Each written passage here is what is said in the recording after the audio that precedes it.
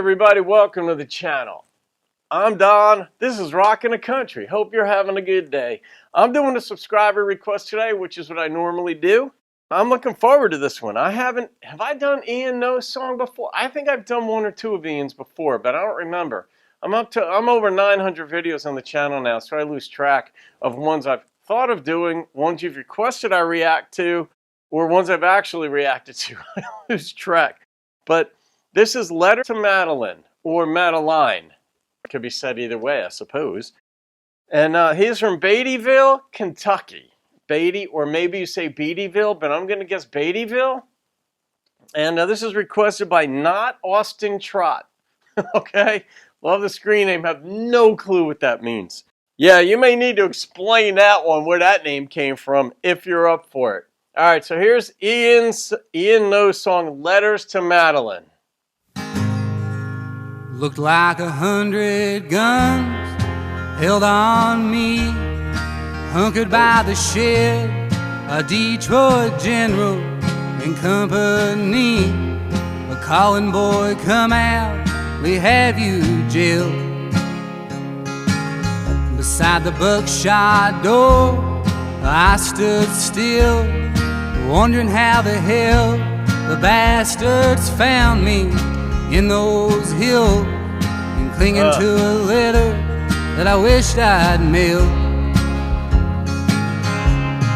Oh, rest easy, Madeline, I'm bringing down the pain across this flooded county line. And when I get home, we'll have a grand old time. But don't you shed no tears, or be surprised if you get the word that your wild man comes up and died. Set me up a stone on that high hillside.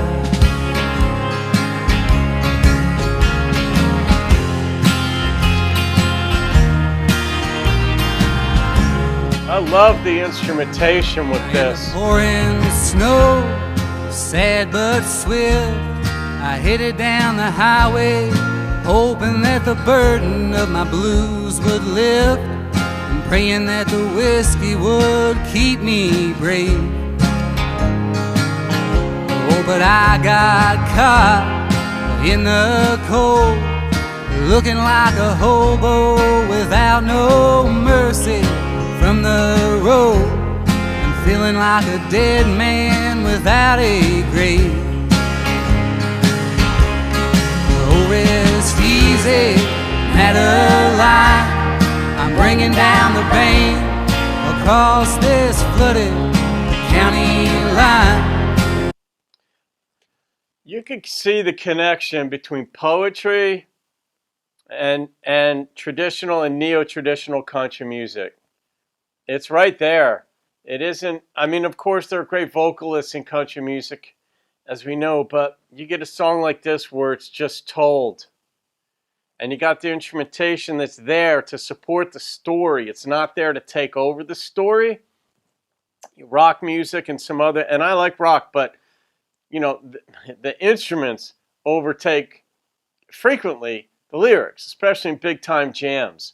This isn't like that. This is designed, and I love this about it. It's this perfect symbiosis. This song is too, between how the instruments work with the lyrics and how it's being told. There's not a competition between the lyricist and the musicians or the composition. It's just sort of like this pure infusion where front to back, side to side, top to bottom, it works.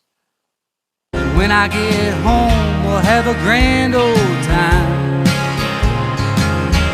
Don't you shed no tears, or be surprised if you get the word that your wild man comes up and died.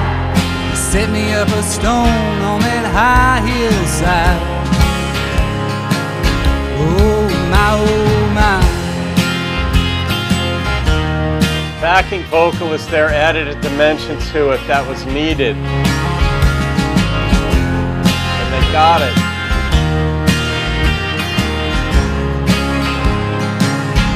bloodied up and chained, my legs pinned down. I woke to find my fate in the hands of 4 men gathered around. That was Cursing for the bad they knew I'd heal.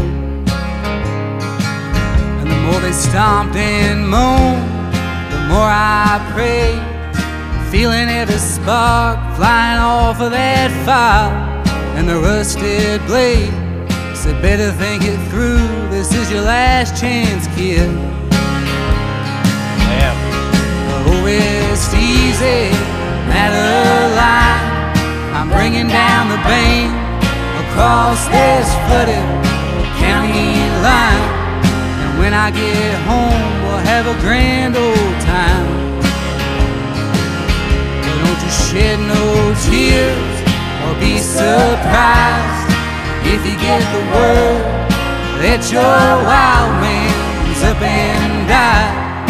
Just set me up a stone on that high hillside.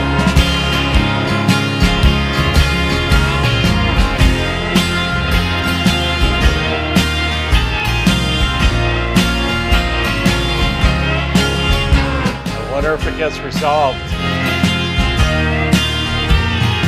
for us.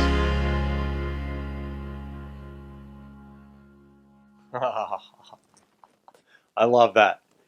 I love that. They didn't resolve it. They didn't let us know what happened. I like when they have the nerve, the guts, the balls to leave it open-ended like that, so you just get to wonder, did they off him or not?